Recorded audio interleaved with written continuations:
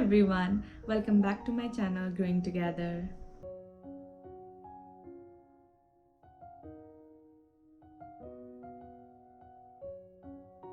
In this video, I'm going to talk about Peperomias. It's my current most favorite plant.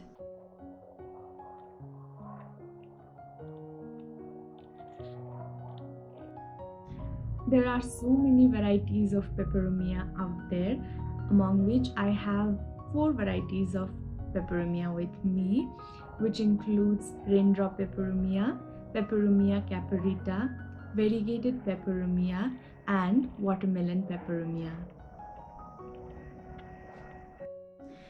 Before starting the video, I wanted to talk about this plant, this watermelon Peperomia. It's so beautiful. So it's been almost a year now I brought it home. Before that, I used to see pictures of this beautiful plant on Instagram or videos of this plant on YouTube, and I used to think I wish I had this plant with me. So finally I got it for myself, and when I first brought it home, it was very small. It only had 2 or 3 leaves that wasn't also very healthy. And then I repotted it in another pot, and then I grew it with so much love and care. It started growing so huge and so beautiful. I just couldn't believe that it was thriving so well.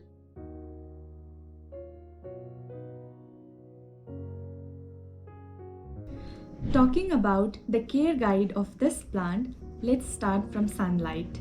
From my experience, I'd like to suggest that this plant loves bright indirect sunlight. No doubt they can survive even in the low light conditions, but for them to grow well, they need well lit space.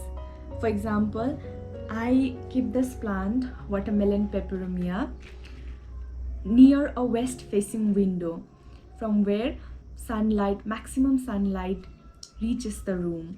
So this plant is doing really well at that particular spot. So I believe that bright indirect sunlight is good for the growth of this plant.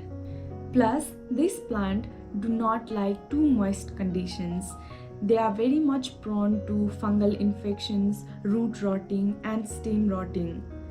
Like this, their stems are very delicate. So brightly lit spaces are the ideal spot for them to grow. Now talking about their watering requirements, do not overwater them.